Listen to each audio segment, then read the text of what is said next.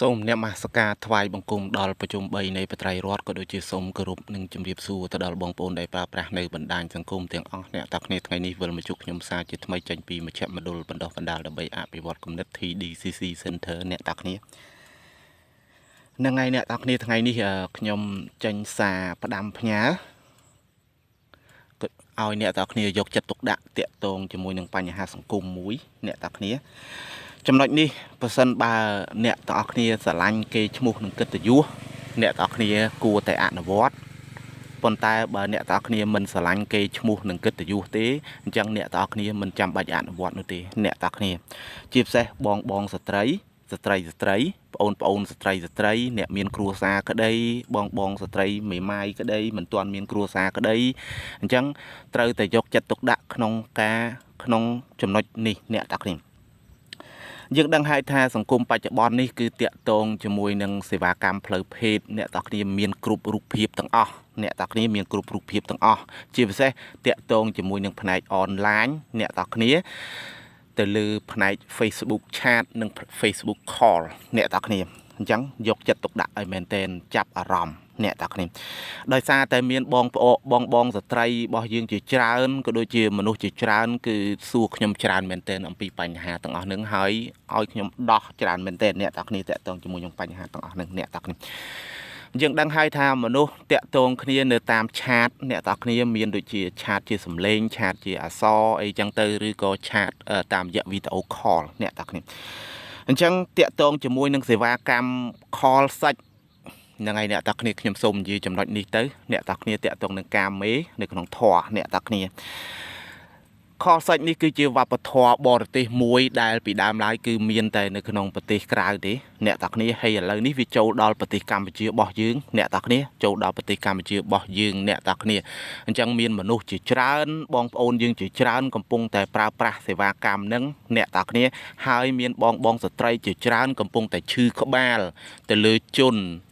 បុគ្គលមួយចំនួនដែលគាត់ប្រើប្រាស់បានន័យថាការខលក្តីការឆាតក្តីដោយអសិលធម៌ពេលខ្លះដោយការបង្ហាញកេរភេទអ្នកទាំងគ្នាអញ្ចឹងសូមប្រុងប្រយ័ត្នអ្នកទាំងគ្នាអញ្ចឹងបើគេខលមកសូមឲ្យយើងបង្ហាញកេរភេទរបស់យើងឬក៏សូមឲ្យយើងខលសាច់ជាមួយគេអញ្ចឹងយើងសូមប្រុងប្រយ័ត្នបើ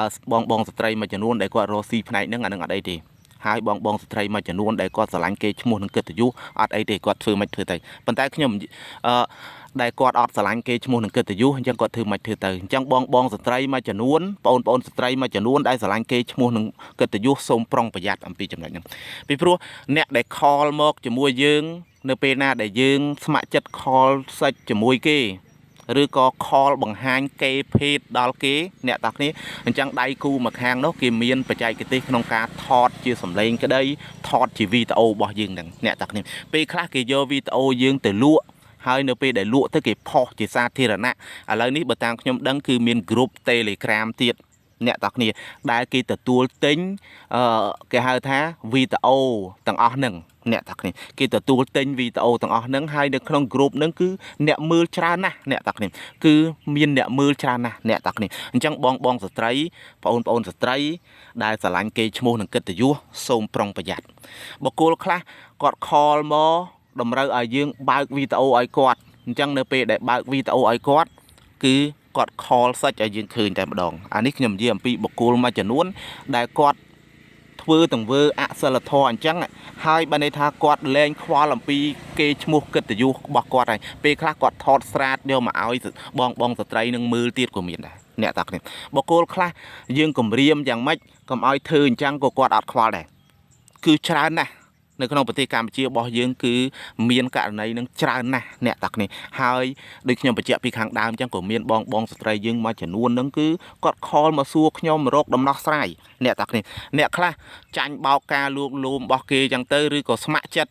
អញ្ចឹងទៅគេងមួយគេអញ្ចឹងទៅគេថតជាវីដេអូដល់គេថតជាវីដេអូគេយកវីដេអូយើងទៅលក់អញ្ចឹងទៅអ្នកតាគ្នាឬក៏ពេលខ្លះយើងមានគ្រួសារគេយកវីដេអូហ្នឹងថតផ្ញើឲ្យគ្រួសាររបស់យើងមើលទៀតអញ្ចឹងសូមប្រុងប្រយ័ត្នមនុស្សឥឡូវនេះគឺទុកចិត្តអត់បានទេ